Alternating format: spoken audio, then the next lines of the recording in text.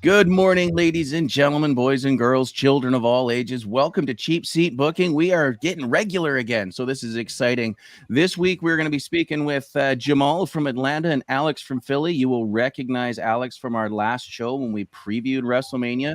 And these two both had boots on the ground at Wrestlemania this year, so I want to talk to them specifically about the live experience, especially about all of the three-ring circus in town for these events nowadays. Because as we mentioned last week, and I've said many times before, WrestleMania was a big event when I went for 17, 18, 19, but they didn't have every wrestler and company on the planet trying to get in there and do a show. There were no live stage shows going on. We didn't have any extra companies in town throwing up big shows. This is a completely new beast in the last couple of decades, and I am excited to talk about it. Alex, you also had your own WrestleMania moment, but we'll get to that towards the end of the show because I think that's just cool as shit. We kind of ran down last week what your plans were. Jamal, what did you hit in this entire weekend? So you flew up from Atlanta, and what shows were you doing right before the big one? So I landed that Thursday. First thing I did was I went to that WrestleCon show at the ECW arena, which was my very first time entering that arena. So that was a really cool feeling there, just seeing the banners, the fans, and everything like that. And I was just like, man, like it's like so many things happen in this building. I thought that was really cool. So saw with Nemeth versus Joey, and saw some different matches there. And the main event was Sammy Callahan against, what was that actor's name again? What was his name? It was like a Oh, hard match. Paul Walter Hauser? Yeah. So that was definitely interesting. So with Sammy Callahan's an interesting cat. I mean, still got a little bit of heat with him from Cruise One. You know Yeah. what? Did you know Paul Walter Hauser is a veteran cruiser as well? He was on 1 and 2. Okay. Just as a passenger, he had not hit it big in acting yet, and I believe he was on the first 2 cruises with us right before he started getting Oscar and Emmy nominations. So that's a couple of cruise veterans right there. Cool. I did not realize. I've met so many people over years. Sometimes I just forget. Yeah, well, you don't need to take photos on the cruise. You just end up in everybody else's. Like that's kind of how Jamal goes. Anytime I ever see a cruise post, there's Jamal. He's like, yeah, I think that's probably why people were like, "Why don't take more pictures?" And I was like, "Dude, I'm just the type of person that I might record videos sometimes though, but I try to be in the moment, man. Like instead of pulling out your phone every 5 minutes, it's like, dude, we're home, we're in our zone. This is our safe space, and like just have a great time, man. Like just see where the nights take us, man." Okay, so let's get back to this ECW arena show. That's a place that I was hoping to see when I was in Philly the one time. Did not get a chance to do it, but tell me more about this show. Yeah, so I know Dion Peraza made an appearance there. It was kind of like a surprise, I guess, last minute type thing.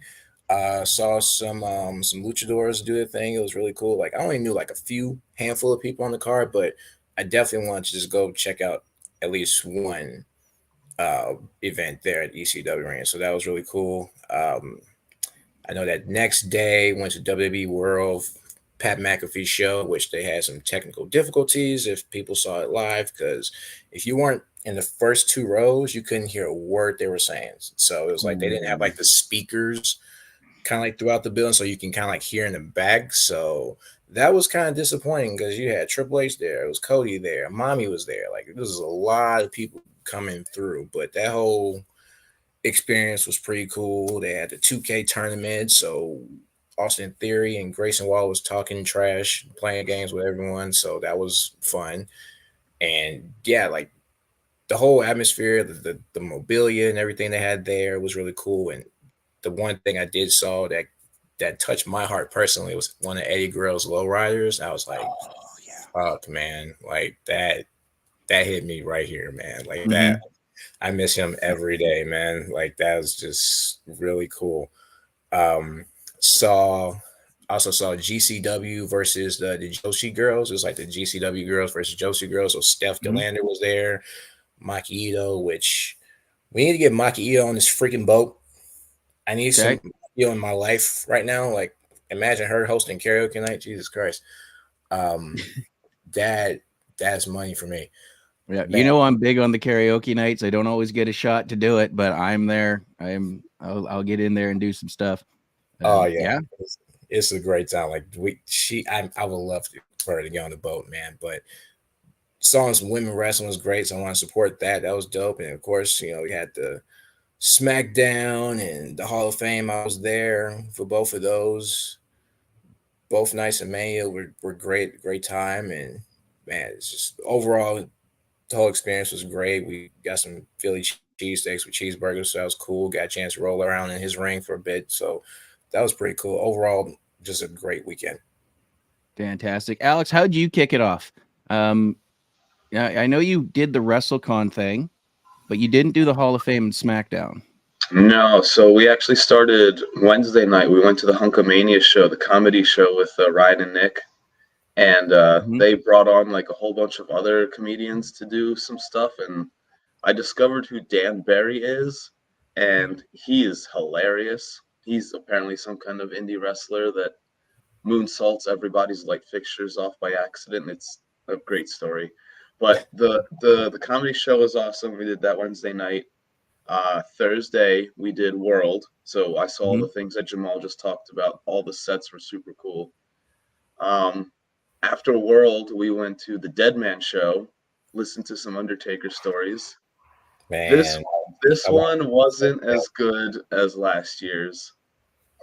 This one, there was a large focus on like him just saying like, it's WrestleMania weekend, and tried to gauge our interest in like every single WrestleMania match.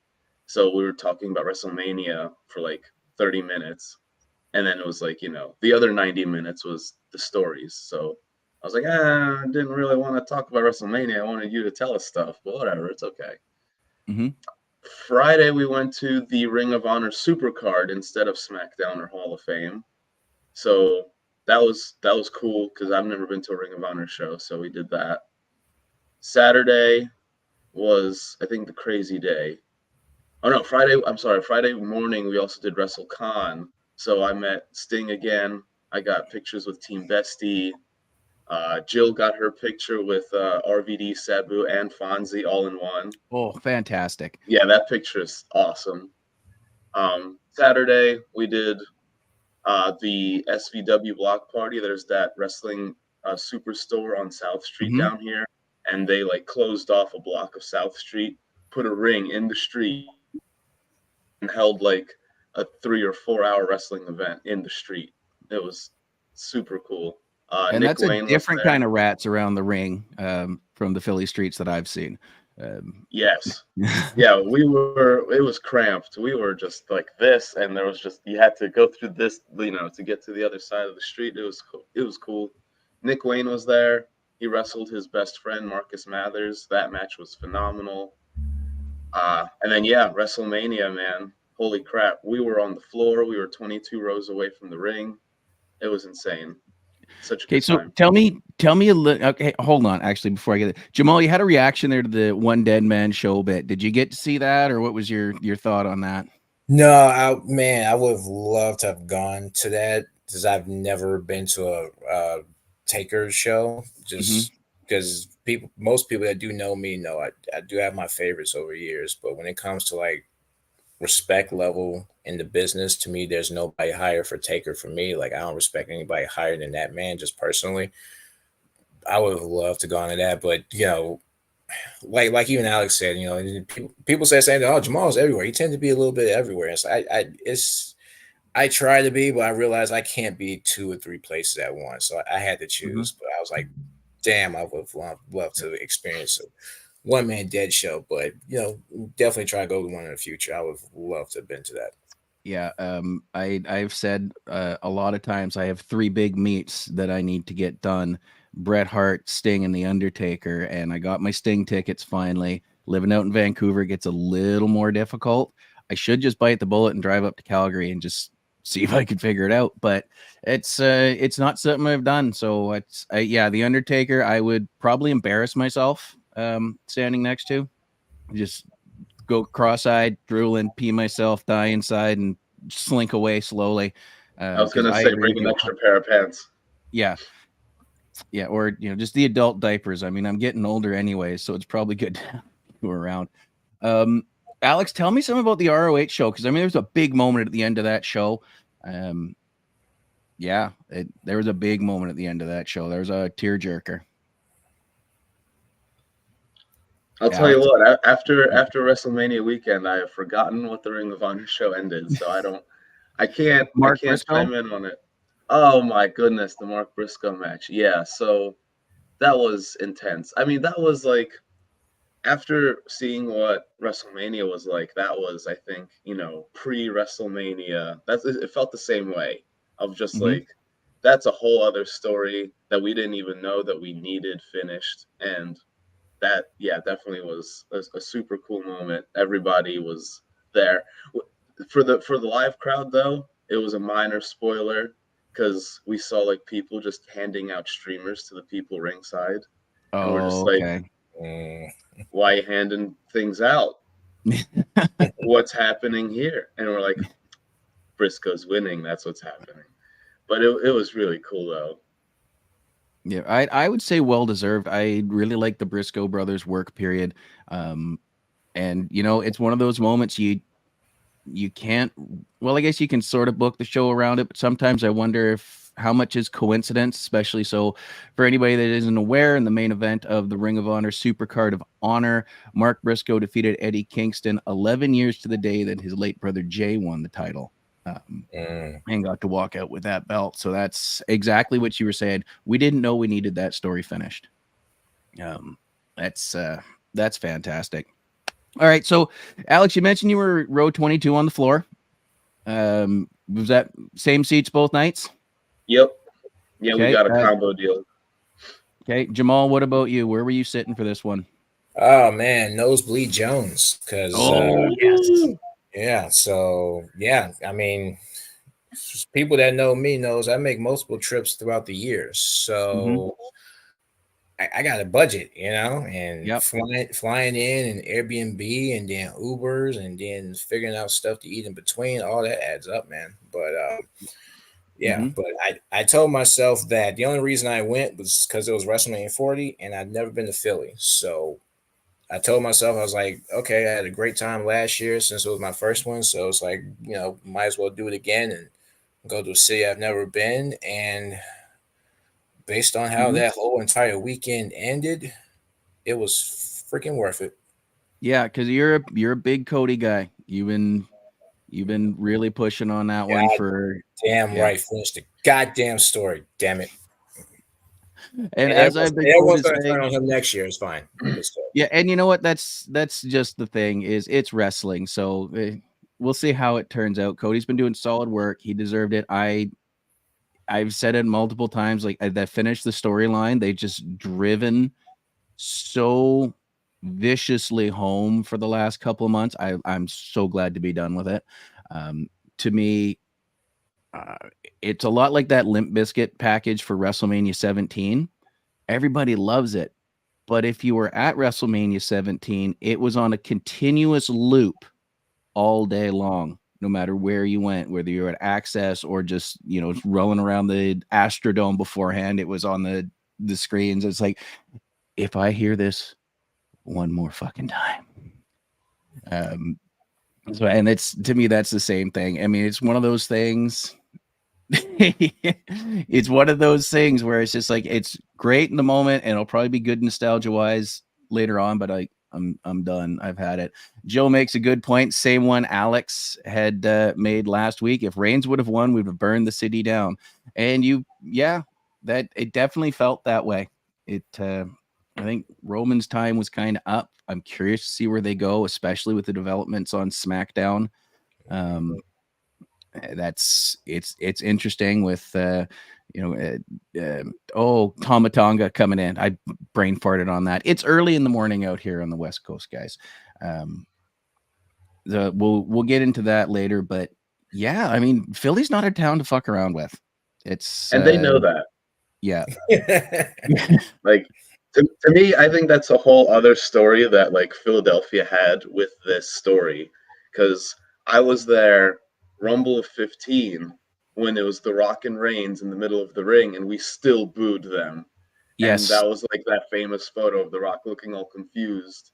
Yeah. Of like, I'm pointing to Roman. They're supposed to be cheering. I'm out here. Why are they booing me? And now, 9 years later, we're back in Philly and we're booing Roman out of the building again. And you're losing your belt. And get out of our city, damn it.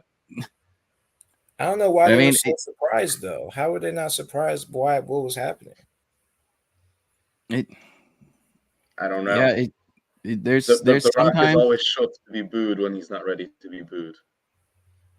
Right. I think that was one of those first curveballs where it's like, because they were really hoping for Daniel Bryan that year again. Exactly, because Yeah. he just came back from injury, just got clear. He was forced to drop the title earlier that year because of injury. And now people are like, okay, you weren't in the Rumble last year. You should be the one to win it. Go face Brock at Mania and beat him. Like, how did they not fucking see that shit? Because that was the that was the down road spiral. And yeah, you just triggered a memory there for me too, because in 2014, Bryan wasn't in the Rumble. Everybody wanted him, and they booed Rey out of the building. Rey Mysterio got booed out of the building on that one. I don't think they booed Rey. They were just booing like, "Where's Daniel?" Whoever number 30 was, they were gonna get it. Yeah. Yeah, I think they were booing management. I don't think they were booing Rey. It's kind of like, I mean, that's a fair point. That's definitely a fair point. But at the same time, I could just see how Rey would be like, what? Yeah. Same as The Rock's like, no, what? Because I mean, you hear these stories all the time. These are human beings, and Rey was that before Rey's hiatus? Because he took off and did a bunch of other things. I think it was before. Yeah, I think he left not too long after, I believe. Yeah, because he came back right after Jericho Cruise won. Right before, because he had to get on the boat in Nassau to fulfill that commitment. But it's just like they're backstage, and you see it's like, are they going to remember me? Is this going to go well? What's going on? And then he comes out and it's boos. I don't think Rey's really been booed in his career, even when they took his mask off in WCW and tried to turn him heel with the little devil horn gimmick. I'm showing my age for. Yeah, and people like, we don't care. We'll boo everybody else, but that's Rey, man. That's Rey. So Jamal, of being way up in the nosebleeds, did you have a decent sight line of it, that's for 2 WrestleManias I was in the nosebleed, so I found myself watching the big screens. Is that how your experience went there, or did you have? Yeah, that's usually mine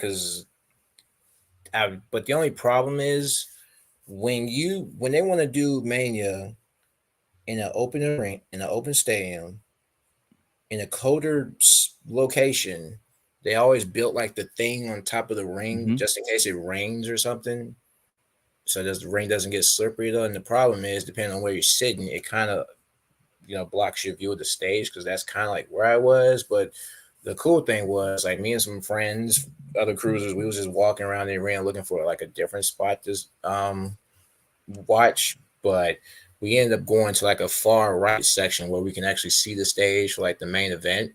And like the security guard person was so into the show just as much that he didn't even care that we were standing there, because as soon as The Rock came, he was losing his shit and just all this other stuff. Like, he didn't even care we were standing there. Like, we were just all just in the moment. Like, this is crazy. Like, and I've never seen Rock wrestle in person, so that was another childhood dream that I got fulfilled last weekend. So that was really cool. Even if it was a tag match, I was like, man, that's The Rock, man. Like, Dwayne Johnson, I don't know who that person is. I know The Rock though. Yeah, I agree. So, was there anybody else you saw for a first time at WrestleMania? I mean, you do multiple shows a year, so you're pretty well versed in that checklist of I've seen this guy wrestle live. Is there any other first timers there? No, The Rock really was just the main one. I was hoping we get another person night 2, but didn't show up. That. So, but yeah, I would. It probably would have been best anyway. I probably passed out, but still. Yeah. Alex, what about you? Was there anybody that you'd really seen for the first time at this show? I mean, you live in the Northeast. You get a lot of shows through there. You have a different set of problems than I do. Yeah, I mean, The Rock was definitely on there because, you know, by the time I was able to go to shows, he was already not wrestling anymore. He was doing Hollywood stuff. So I haven't seen him in person. He showed up at World on that Thursday, 2 hours late. So, but that was still pretty cool. But yeah, no, I mean, everybody else, I've either seen them at some kind of pay-per-view or some other thing that I've seen at another WWE show. But that was a whole different feeling of hearing The Rock's music smash you in the face, and you're just like, oh, Yeah. this is what this was like 20 years ago, 25 years ago, and you just hear that. That was a feeling, that was a sensation. Yeah, well, I just went all goosebumpy thinking about the times I was in the building for the Rock's entrance because I mean I'm gonna beat this horse to death on this show, but I was at 17, I was at 18, I was at 19. That Texas crowd, the Rock's hit for his at 17, and then Austin right after that was unbelievable. There is something about being in the building for these big entrances. You know, I didn't see much of the Undertaker after about WrestleMania 20 live, but I have seen a couple of his older entrances. I saw the American Badass entrance multiple times. For me, there was something crazy about the WrestleMania 17 entrance with the Undertaker because he opened that throttle up and fucking went on that bike. And it was right after we heard the words out of nowhere, especially from our seats where we couldn't really see the little people down on the stage. We are Motorhead. I lost my fucking mind. My buddies are like, what the hell just happened? And I'm like, it's fucking Motorhead, guys.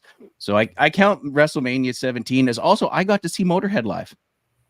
So that's how I count that.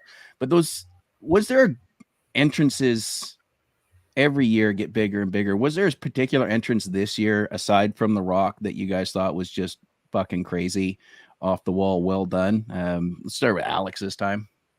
Mommy's entrance was super cool because she had the live like play in, and like we were confused because it was the first match and we're just like, is she singing? Because she's got that whole same look as the singer did, and we're like, what is happening? And then yeah, I didn't realize how much I enjoyed her song until I heard it live, and I was like, this is a cool way to start, because back in our day, you know, WrestleMania was more rock concert. You know, we had the Kid Rocks and the Limp Bizkits and the Salivas or whatever. Now we get The Weeknd and Pitbull or whatever it is. So starting off WrestleMania with a rock song was super cool to me.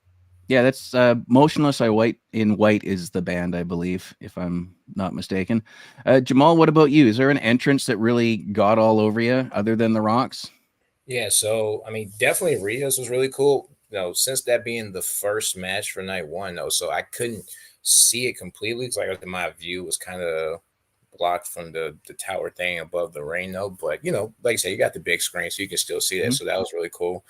I mean, I thought Cody's entrance night two was pretty cool. The whole like mask and everything, like the fire and the pyro, which Triple H loves to go over numbers after each pay-per-view. If I was a reporter, I'd be like, sir, like, what's the pyro budget for just Cody and Roman alone? What's that number? You know, it's interesting you say that because I reached out to another cruiser who works in pyrotechnics, and it seemed like he was working that show. So I was really hoping that we would be able to get him on just for that aspect. And I'll try again for down the ride, but that's exactly my thing. It's like some of those pyros, like there was a period where if it wasn't a light or a laser, we weren't getting it. And then you go back to the 90s, and I've had some garbage seats in the 90s for Kane's entrance, and holy crap, was that hot. So like and then, you know, guys like the Dudleys and DX, and it's like, wow, I am way too close to the booms for this. On TV, it's all shot to look great, but I have to agree with Jill here. Seth freaking Rollins' entrance was awesome. Man, I had no idea what was going on. I was like, what is happening right now? And I have in my notes that yes, the Mummers, the Philadelphia Mummers Society or something along those lines. And the reaction all seems the same to veteran fans. Like, he stole Adam Rose's gimmick. Like that was straight up Rosebud stuff. For those of us at home, and now Jamal, you said in the pre-show you haven't gone back to watch it. If you go back to watch it, pay attention. Don't skip this because McAfee and Corey Graves are dropping Adam Rose references. I do believe they asked if one of the guys with the beard was Braun Strowman.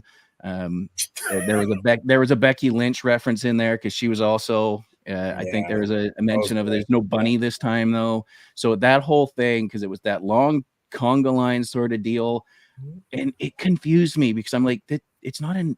It seemed like a New Orleans thing until I looked up because they mentioned the name of the group, the Mummers Society. I'll look it up and I'm like, so I looked it up. I'm like, oh, this is a whole cosplay. Oh, this is fucking cool, and it fit Seth Rollins' aesthetic. Like it really did. He's got that weird drip god thing that is not super landed for me, but it fits so well. I thought that was fantastic. Was there a match that disappointed you guys on the card? I was looking at a bunch of stuff as possible show stealers, and I found the show stealer was not one I had originally thought it would be. What about you guys? Was there a show stealer on either night or for the entire weekend? Alex's coffin. So we'll start with Jamal. Show stealer, man.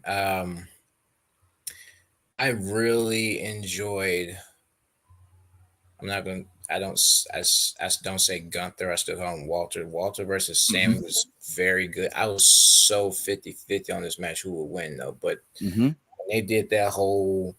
Saw Sammy's wife, Sammy's boy. Saw KO at the grill position. I was like, oh yeah, Sammy's winning this now. They did too much leading to it, though, which I thought was cool. They do those angles backstage, which I do feel does feel like a breath of fresh air, a new era. Just how they shoot stuff. I really like the production. It was great, so that was really good. Big show stealer just for me for that weekend for me. I mean, you knew it'd be good. I didn't think it'd be like that good, but. Yeah, and I think you mentioned too, Matt, like something that was maybe disappointing or I thought could have been more was Usos. Like they could have added another 5 minutes to that match. It just seemed like something was missing for me. Maybe it looked better on TV, but just being there, it was kind of like, okay, yeah, it was like, oh wait, that's it. Yeah, I agree. Yeah, I was gonna get to that, but Alex, highs and lows there, show stealers or letdowns. No, I'm echoing Jamal completely. Like the Sammy Gunther match was the only one where I was just like, I have no idea where this is gonna go. I don't know how this is gonna end because I could have easily seen them do all of that stuff for Sammy and still have him take the L, and all of us are just kind of like deflated because we know we're gonna get the Cody thing anyway, so they're not gonna give us the Sammy thing. And then I was ready for the Usos to burn it down and just like Jamal said, like all of a sudden it was over. It was a fart in church. I don't know what happened with that match, but they could have done more, I feel. Yeah, Gemma, fellow cruiser's favorite moment was Sammy moment of the weekend.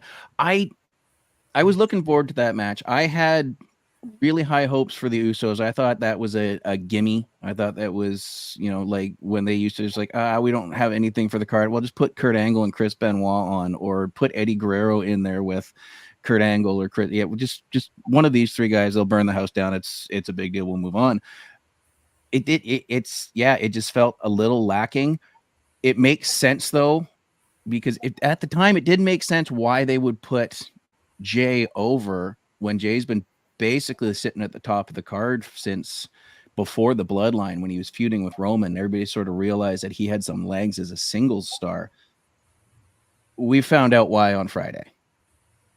That's with I guess a restructured bloodline and bringing in the son of Haku Tamatanga, that we found out why.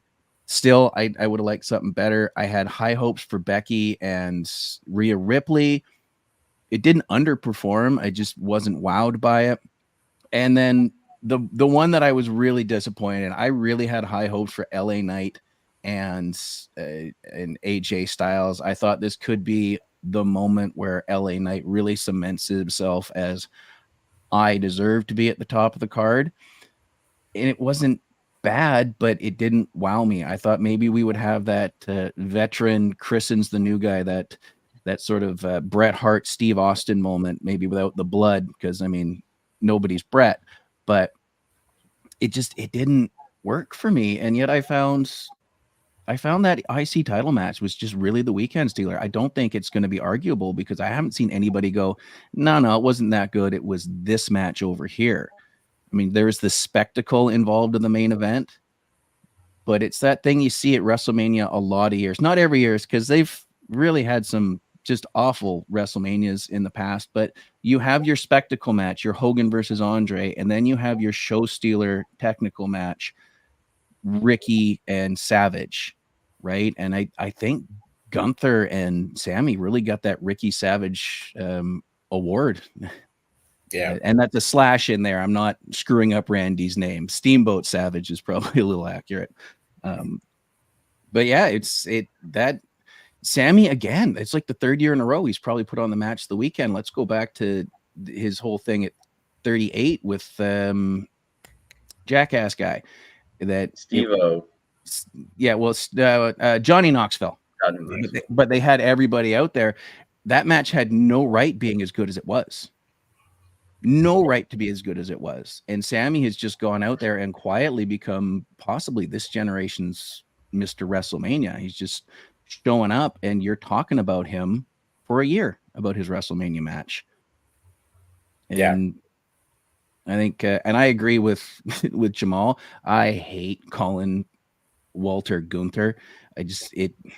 To me, it brings up the fat kid from The Simpsons that eats all the chocolate, and I just can't do it. I'm that old. Where do you think Gunther's going from this? What would you do with Gunther coming out of WrestleMania? He's had a 666 day, and that's fantastic, by the way. Yeah, it's Rain. What would you do with this guy now? I mean, I think he's cemented himself as one of the best performers in the company. He's got a decent gimmick to play off of. Where would you go with Walter from here, Jamal? Man, for me, without question, I know there's been great Intercontinental champions in the past. So many, Mr. Perfect, Bret Hart, Shawn Michaels. You can go on and on and on. To me, I think he was the best one for me, man. He really brought that title back to life, because just going back 2 years ago, neither the US or IC title was even on the freaking card at Mania, which is just an insult to me. Yeah, absolutely. He really brought back. I loved it. So with him, I don't see any reason why he can't be world champion towards later this year. That's the next step, honestly. Mm-hmm. So either he dethrones Cody or goes after Priest or whatever the case may be. Like, there's no reason why he shouldn't be champion by the end of the year for me. Yeah, Alex, what about you? I think it'd be fun for him to, I'm going to say this one more time, finish his little story of what I've noticed of he's been so close to winning the past 2 Rumbles. I'm thinking he takes the next one and brutalizes those 29 other dudes, and then calls his shot on somebody. And whoever he calls his shot on is going to crap their pants, because he's coming for you, and you can't stop him. Like, maybe Cody keeps the thing for a while, and now it goes from Cody versus Bloodline to Cody versus Imperium, and he's got this whole other new giant faction to try and destroy. But I don't know. I feel like that's his shtick. I think he would be awesome as the next Rumble winner, and then get his WrestleMania main event moment for world title. Yeah, I like your thinking on that one. I think back in the day, you had that "oh shit, it's your ass" music. That music hit, and whoever's coming out, it doesn't matter if it's a cold storyline or if it's something going on. It's like, oh, buddy, you done fucked up, because here he comes. You go back to the 99 2000 period. Somebody would stand in the ring and, I'll challenge anybody in the back, and you knew by the music if the guy was going to have his ass handed to him or if he was going to win. If the Big Show showed up, that guy's going to win. If Kane showed up, it was his ass. And I think Gunther is in that rarefied air, like Kane, like Austin, like Rock, like Undertaker. It's like somebody hit the music and it's like, oh, this is gonna suck for me. I'm about to just have the absolute bejesus beat out of me. We're gonna have a great match. I am definitely going to be an example of, yeah, you want to say fake? Look at this guy's chest going in and look at this guy's chest coming out. Um, I I think I would run Gunter personally in against the top guys. And what I would like to see is Roman be the guy that come out saying, here's my new path. I want my title back. I am still the tribal chief. And then Gunter's music hits and it's like, you have disgraced this ring, and run him right into Roman right off the bat and free up Cody to do some other things for a while and just have that rub of hanging with Roman and dealing with whatever he's got going on. And then Roman gets that rub of, yeah, I may show up, 12 times a year, but now I got Gunter and everybody believes Walter here is legit. I mean, I think he is the modern day equivalent of what they used to say. I can't make you believe this is real, but I can make you believe I am real. I mean, does that seem about right for old Walter for you? 100%. That's the real moment is coming when he's going down the ramp at you. Yeah. I mean, let's going back. I want to say Royal Rumble 2002 or 3, maybe even later than that. It was that Daniel Pewter kid in the ring, and he had kind of rubbed a bunch of people the wrong way. And so it's him and Benoit, and then it's him and Eddie Guerrero. And then you're like, oh, Jesus, these guys are just going to beat the shit out of him. And then Hardcore Holly comes down to the ring and everybody's like, oh, this kid dies today. This is it. We are going to see somebody get legitimately hurt. And that's, you earn your stripes doing that. If we believe that guy is real, or if we have documentation, it's like, yeah, no, he's not trying to actually kill him, but this is going to be a long night of work for you. And that's Gunter, man. Like, I think it would help Roman. I think it would help Gunter.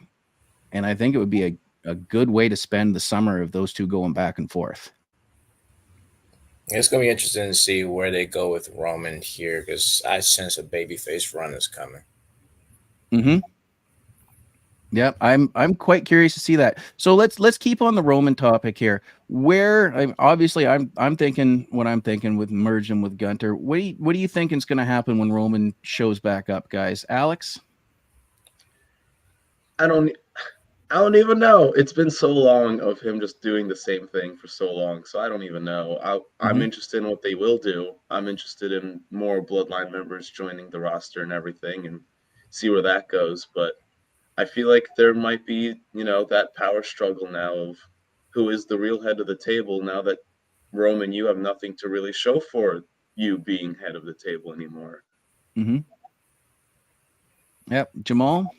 Man, it's tough. I mean, I did pop for SmackDown. I saw Tama Tonga, and then the whole, orders from the tribal chief, and I just got to put over Paul Heyman. His facials are just always so freaking spot on. It's like he's just terrified, like he's just about to pee in his pants every single time. And his face when Tom Tonga told him, was like, my orders from the tribal chief. He's like, what the hell is going on? It's like he's out of the loop. He was like, he did not call and tell me this. Like, so now but then again, Tom Tonga is probably, who knows? He might not even be talking about Roman. He's probably talking about someone else. So yeah, that's an interesting point because Paul didn't know, because he's like, what is happening? So he might not even be talking about Roman. As soon as Roman comes back and that music hits, it's they ass. He be like, hold on, I ain't issue shit. Yeah. Yeah, and Paul is good with those reactions too. Yeah, a different tribal chief. Now this could set up what fans were clamoring for the last couple of years of Rock Roman, because maybe it's the next time the Rock music hit, he comes out with that tribal chief necklace, and then that kicks it off. That I don't know if Roman's coming back right away. He's there's lots going around. I think it seems to be misunderstood, maybe, that, Roman's got leukemia. Roman's quote was, "I will probably be on these chemo drugs for the rest of my life." So it seems like it's something he's going to have to learn to live with. And it's not that he's not in remission and not cleared medically, but maybe that's just it. Is like, he's a hell of a draw, but we got to limit his schedule because he ain't perfectly healthy either. He's got this. It is a lifelong problem for him at this point. My reading into it, it was no different than, somebody that's got a permanent disease that needs this medicine, or it's going to flare up and cost him his life. And I didn't know that was a thing personally, but, bless Roman for doing everything he does with, having to deal with it. Right there it is. Yeah. Still acknowledge him, still right there. Absolutely. I know everybody craps on him and his schedule and this and that, but this bloodline story has been one of the best I've ever seen. It helped put over and bring so many guys up, like Sammy, Kevin, Uso, Solo to a degree, obviously Cody, so people can say whatever they want, but this story has made so many people. Yes. Oh, absolutely. And it's like, well, why are they running him and you saw it when the bloodline was formed. It's like, well, why are they just bouncing him off his cousin for and it made Jay. Sammy was doing a weird hovering in the mid card until he kind of Disco Inferno'd his way into the bloodline. And that elimination chamber match last year was off the fucking hook good. He gets a lot of backlash, and I think it's going to turn around when he's gone. I remember when Triple H took that 9-month hiatus the first time he ripped his quads. He left as one of the most hated men on the program, and he came back to the biggest pop we had seen in a long time. Yeah. I think that's probably something that we could be setting up for Roman, especially if we have a new tribal chief run roughshod until SummerSlam. But it may not be The Rock because he's off filming a movie, and good for him. Alex, what do you think about Roman here? I never really liked the guy. He never put my butt in the seat, so I never really acknowledged anything. If you're asking me to acknowledge you, I'm going to actively not acknowledge you. Okay. So to me, it wasn't the Bloodline story was great. I feel like that's something that they should have done, and they did, and it was awful, and it was awesome. But to me, it ran a year and a half too long. I think it was just too much. You could have said all of this in 1 or 2 years. He didn't have to be champion for the entire time. I don't know. To me, it was okay. It was interesting. Now that it's over, thank goodness.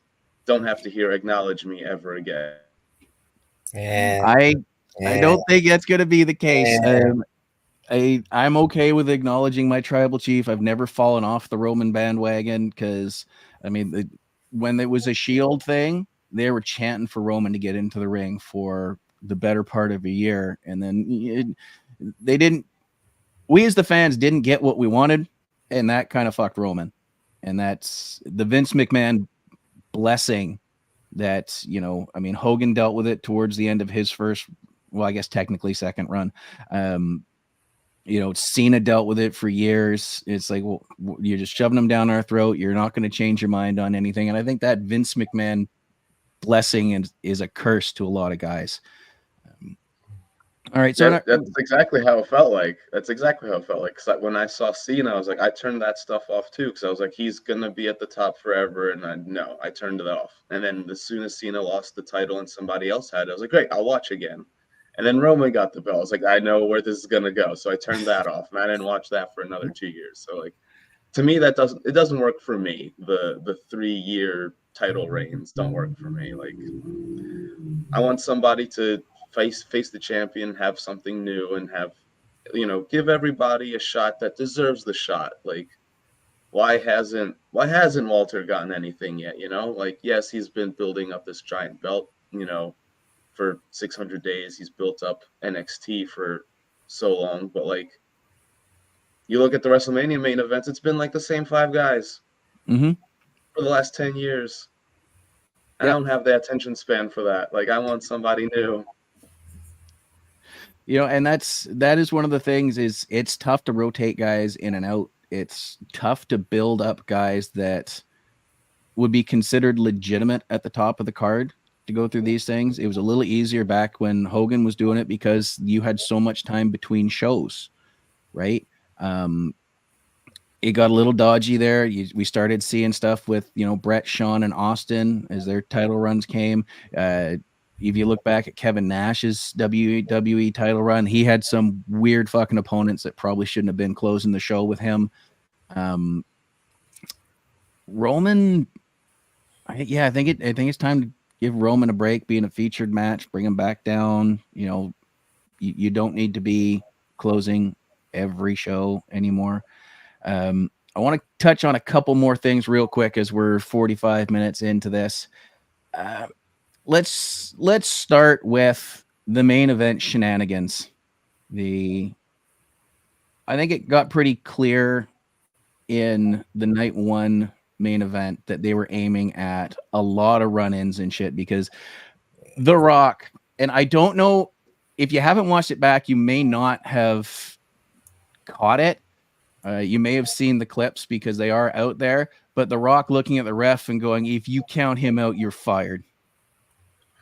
I did see that because the whole time we're watching and we're like, ref, count. But then somebody pointed out later on, I was like, oh, okay, that makes perfect sense. My only thing is just protect the refs. As long as you protect the refs, it's fine. But that's what they did. But when you're in the arena, you couldn't really hear or see. But that made perfect sense. So I was glad to hear that at least. But that is pure chaos.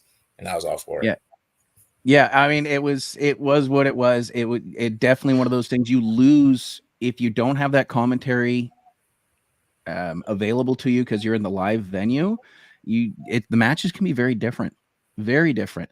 I mean, a lot of people tell me that Rock Hogan was a great match. And I says, and same as Jim Ross. Jim Ross has said this for years. You think it's a great match, shut the sound off and watch it. And that was Rock Hogan to me. I thought it was just awful. But you turn that sound on and you're getting little bits of the story. You're getting the announce team hitting the major points. And with Rock just yelling in a 70,000 person stadium, if you count, you're fired. The first two rows heard it, maybe three. So and that's where it sort of gets tough. But it was quite clear during that match, especially at the end. I was waiting for a run-in from a rubber chicken on night one because it was the exact same shot they got, just no chicken in the ring. That all the shenanigans were going down, and Cody was going to need some backup. So first we clearly had it started with bloodline nonsense. Here comes Jimmy, and then Jay came in. A little bit of a capper. They both sort of took each other out. How did that stage bump look from where you guys were sitting as Jay took Jimmy off the side of the stage and through the table? Was that one of those things where it's just, okay, they're gone now? Yeah, I mean, my seats were pretty much Yes, I figured they took each other out. Desks. Yeah. And I saw it dead on live, and I just saw Jay yeet himself at Jimmy, and then they just disappeared somewhere. And I was like, yeah, that's it. They're dead. They're in the void. Peace. Like, bye. And then I watched it back the next day. I was like, I mean, yeah, that's still really impressive, and it looked, like they're dead. But, it was very shock worthy when you're there, and all of a sudden they just disappear somewhere. You're like, okay, they're dead. Yeah, because that you were close enough to the stage that you could see how high it was. Yeah, because it looked high on TV. Like it was pretty high. It wasn't like extremely high, but it was high enough that if you fall off, you're gone. Yeah. Yeah, and that's one of those interesting shots too, because I mean, I'm going back to the well. WrestleMania 17, Undertaker chokeslam Triple H off the hard camera stand. I think third deck of the Astrodome, so we had right behind it, and we had a really good view of it. And Triple H went up and then disappeared. I mean, we turned back, and when we saw the footage later on when the DVD came out, I was like, oh, you can see the crash mat. We couldn't. We thought he was dead. I think they learned from that. So that bump was, take each other out, and that looked just gross. It almost looked like they barely caught one of the tables. So Nobody hits you harder than your own brother. Yep. Are both of you guys have brothers? Oh, I have two sisters. I'm the only male, unfortunately. So I don't know what that's like. Yeah, I'm the older brother, so my brother can tell you the exact same thing. However, I also know he didn't necessarily hold back every time he hit me either. Alex, you know from firsthand about that or what? I'm an only child, but I have a cousin. We're pretty close in age, so we grew up, emulating Raw and Nitro on each other all the time. Yeah, fair enough. Just yeah. So and it's true. It's like, all right, well, you're not going to tattletale on me. I'm not going to tattletale on you unless something's sticking out or there's blood everywhere. So Pretty much. let's have a go. So from there, it was John Cena running in to grab Solo. A nice callback to their thing. Solo ran Cena off what seemed like permanently at the end of the actors' strike.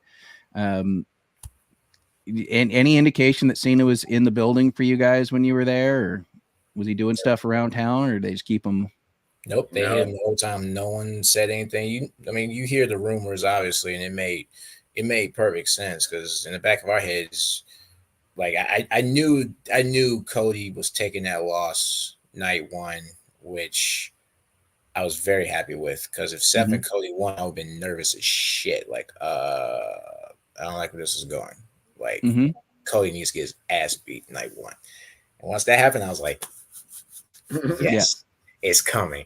It's coming. We get Avengers Endgame. Let's fucking go. Like, I want all the chaos, all of it. Yep. Yeah, and that's a great analogy. And I think you were the first one, you commented on something. It was the first time I saw that, and I'm like, yes, that's exactly what it was. So we get the Solo and Cena. Cena is doing great in Hollywood. We'll get into that in another show down the line. Looking a little smaller these days, though. But he came out, he bald spot and all. He hasn't looked any worse off than he already was. I mean, he was never an Eddie Guerrero, but I don't think he was ever as bad as people make him out to be. No. Came in, did his job, and The Rock just ended his nonsense real quick, which I thought was hysterical. Yeah, just done. The Seth Rollins thing. Seth throws on the Shield gear and comes out. I know what I expected.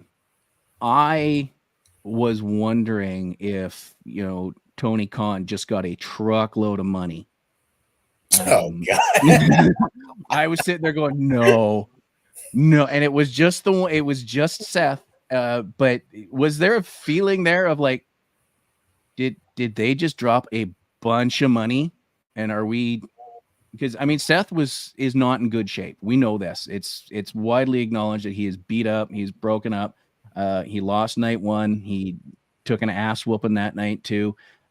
Was there a feeling in the building or with you guys personally that maybe Mox was in the house in that moment?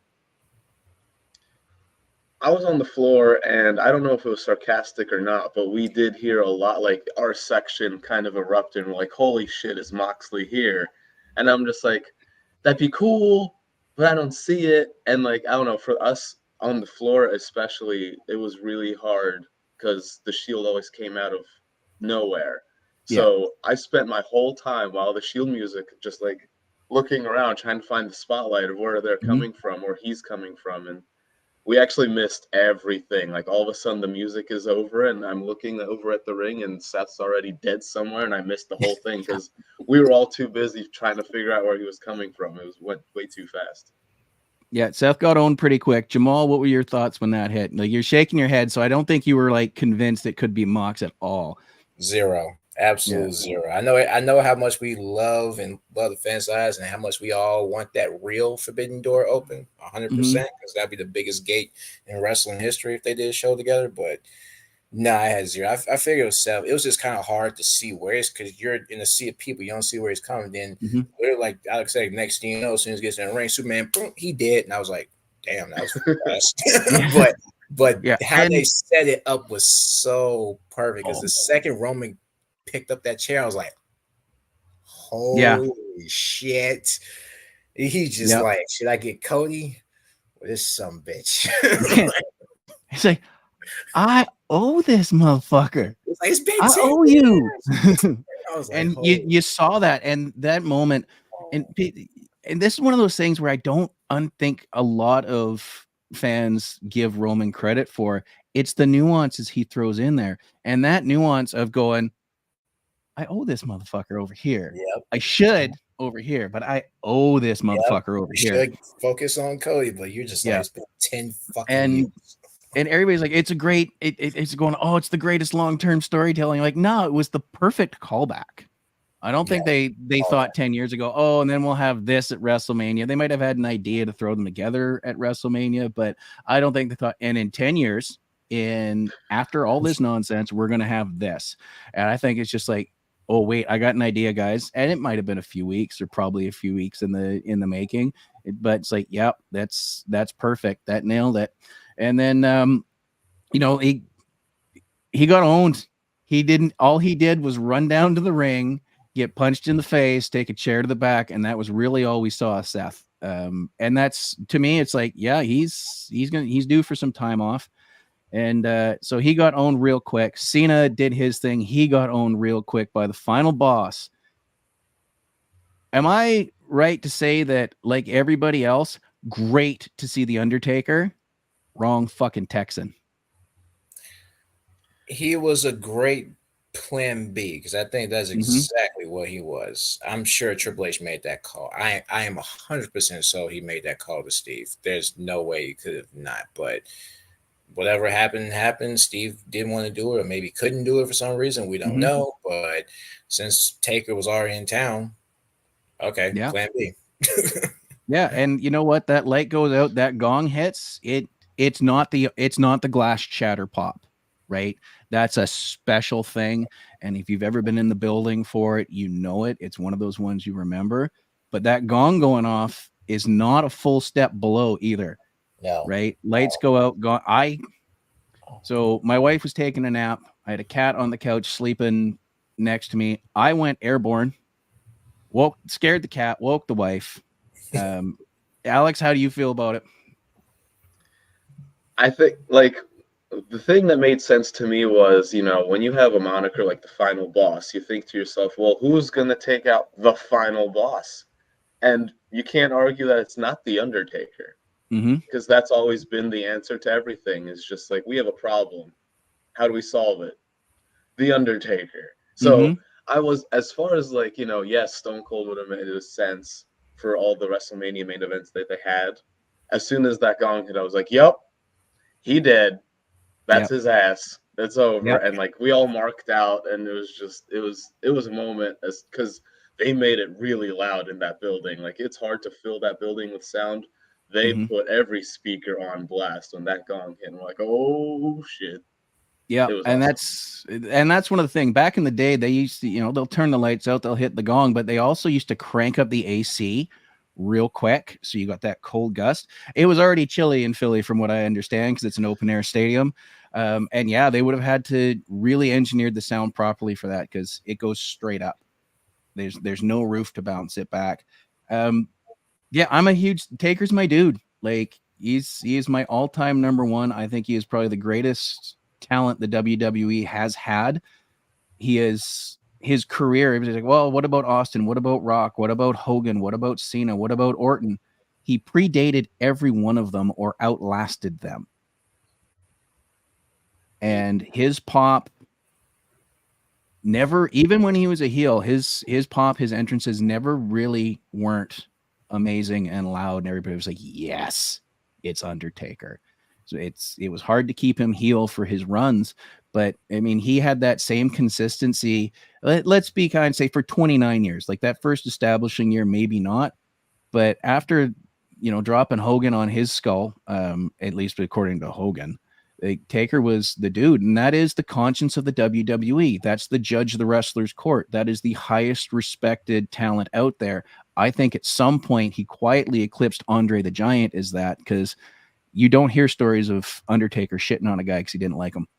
And I don't mean figuratively to the boss. I mean in the ring, sharted on a dude. Ask Jake Roberts, right? But yeah, I think the real final boss showed up and sorted him out. And the only other guy you could get to do that would be Taker, if not Austin. I don't think they could have brought out any other legend to sort it out. Not your Hogan, clearly not your Cena. Unless they were setting something up and it was Randy Orton, but it still wouldn't have been a big enough pop. I mean, Randy Orton coming out and dropping an RKO and setting up something down the road, maybe, but not at the same level. Well, Randy was out there earlier that night, so the pop wouldn't have been as loud anyway. Exactly.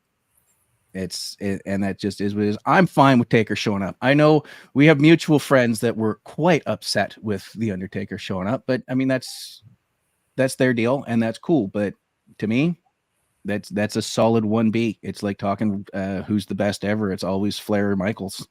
So in this case, it's the same thing. It's 1A and 1B. Now, did you guys attend any of the post WrestleMania shenanigans? Obviously, the SmackDown afterwards was a little further out and up in Detroit. Did you either of you hit Raw after Mania, or was it done? I did. Okay. And how'd that go for you? I thought it was really cool. It was better than last year's Raw. I will say that after Mania. Yeah, that's true. So, I mean, most of us knew Cody was going to come out, start the show. Everybody was ecstatic and excited about that. I wasn't expecting Triple H to come out, but, that was cool. It was fine, introducing like, it's a new generation, and this is our guy leading the charge. Here he is. And that video package they did for Cody, I thought was very well done. Mm-hmm. I thought it was dope because Rise Up was one of my favorite songs I've learned about in the last few years, and I thought the production team did a great job with that. Not even gonna lie, that got me for a moment. Like towards the end, you saw the wife, you saw the daughter, you saw Dusty, and I was like, holy shit, that actually got me for a second, So wish his dad was here for that for sure, though. And then, of course, it's different when you feel that pop in a stadium, but when Rock's music hit in an arena, fucking A, it was so loud that night. And I'm calling him asshole, shut the fuck up, this and that. And I was just sitting there like, this is just magic right now. Yeah. I mean, I think Raw after Mania has become one of those destination trips. We were talking before we went on the air. I haven't seen a Rumble or SummerSlam or Survivor Series. Those are still on my list of things to do. Raw after Mania is on my list of things to hit. Alex, where's the Raw after Mania hit for you? Did you even watch it on TV, or is it something you just went, no, I'm OD'd. I've had enough in the last 5 days. I need to watch like a cartoon or something. No, I don't think I ever get to that point, but we did watch it. We watched it at home because we got actually sick at WrestleMania because we were out in the elements and the cold for 2 days straight. So we're just gonna watch it, and especially after last year's Raw after WrestleMania, that was dreadful. So we're just like, we'll let this pace itself out. We'll watch this one, and then maybe we'll go to next year's if WrestleMania is anywhere close or whatever it is. And when it started with like a 45-minute segment of not wrestling, I'm like, here we go again. Like, this is not a wrestling program. I want to see somebody get kicked in the head. But what they did was fine. I feel like, again, they stretched it for 15 minutes longer than they should have with whatever it was The Rock was handing to him for 10 minutes straight and title touching. Like, I could have gone without all of that, but it was fine for what it was. Seeing the NXT guys show up was awesome too. Yeah, I like seeing who's coming out. I mean, some years are better than others. That year Lesnar returned was pretty crazy, but the last couple of years I haven't really found it too much. And it's funny you mentioned the 45-minute entrance. Is my wife was sat down watching it with me, and she's like, it's been 45 minutes and they haven't touched each other yet. I'm like, yeah. This is exactly why they advertised the first hour is commercial free. That's exactly what happened. I wanted to talk about a quick yes or no on this because we are a little bit over time. Splitting the tag team titles. Was that a surprise to you guys at all? Not really. I mean, it made sense though, but not really. I don't necessarily disagree with their choices on that either. I'm interested to see what Waller and Theory have run with it. Alex, how'd you feel about it? I know we talked about this on the show before, and I believe you were in the camp of not only, Priest is going to walk out with the title and fuck Drew, which was hysterical, but I believe you called the split of the titles as well last week or 2 weeks ago when we did the show. I was hopeful that they were going to keep all of them on one team, and then we would just combine everything and have new spanking new titles. But then as soon as I saw how they had like the two separate titles with the two separate books or whatever, I was like, well, there's no way that one team is going to grab both of these. So best I can hope for is we get some new title belts anyway. Yeah, I mean, I think that was a dead giveaway to me as well. The second I saw it, and I'm like, had they come out and given a set of new belts for it, and then it would have been equal. I don't even mind. I don't even remember who won the Raw straps. To be honest with you, I've totally The forgotten. Judgment Day, Truth and Miz, duh. Oh yes, right. That's right. And that, you know what? And that was a story that needed to be finished too. I loved it. R-Truth getting a title. He is an absolute gem. We're gonna have to do a deep dive on that guy's career at some point on a show. But that was a lot like when Cardona won the Intercontinental title. I think at 32, and I was worried that they were gonna pull it off of them on Raw. It's like, okay, you had your WrestleMania moment. Give us those back now. But yeah, R-Truth deserves everything. He is an absolute gem. I think he is probably the best marketing they have. If they were to, in this new era, start working with other companies, it's just like R-Truth runs in, cuts a promo on, say, TNA TV, and it's like, wait, damn, sorry, dog, my bad, and has to run off. I was fully expecting R-Truth to have his moment where he dumped everybody out of the ring and thought he won the Royal Rumble. But instead, he needed the hot tag. He needed the hot tag, which was fantastic. And then last but not least, Alex, you got your own WrestleMania moment. You want to tell us about that real quick? Because I popped huge. That was probably my favorite part of night one, was your WrestleMania moment. That was what like popped me off the couch, and it popped everybody that was in my living room because they know you. So what happened? Well, I picked the biggest show I could find, and I asked my girlfriend to marry me on the floor of WrestleMania 40 in Philadelphia, and it was awesome. Yeah, because she said yes. Good stuff. Yep. And the video, it looked like you shot it on an ATM security camera, but you got the chant for that. Yeah, it was an iPhone, and I don't have an iPhone, so when they sent me the videos, I was like, I can't see shit, but thanks. But we got Section 112 to chant. She said yes at us, so that was awesome. So, I mean, congratulations. We will celebrate you two on the next Jericho cruise because I believe we're all booked. So I cannot wait to see you guys in Miami next year. Hopefully we have a few more of these. I love talking to you guys about wrestling. So down the road, we'll discuss Miami stuff as well because that's becoming a circus as well. And thanks to Matthew Machler that puts on those shows, who got in those 5 WrestleMania days more screen time than most of the talent. Yep. He had the good seats for all the shows. I couldn't turn on wrestling without seeing him somewhere repeatedly. So, I mean, he had a hell of a weekend. Thank you guys for joining me. I really appreciate it. I love hearing live wrestling stories. And it is a very different beast to be there in person than it is to watch it on TV. There's a bit of a trade-off between sometimes you miss things like The Rock saying you're fired and, commentary to matches that really show it's improved. But then you get the thing that I cherish the most. It's the I was there moment. I love those. I was there. Thank you, boys. Much appreciated. You guys enjoy the rest of your day. Thanks for having us. Thanks, man.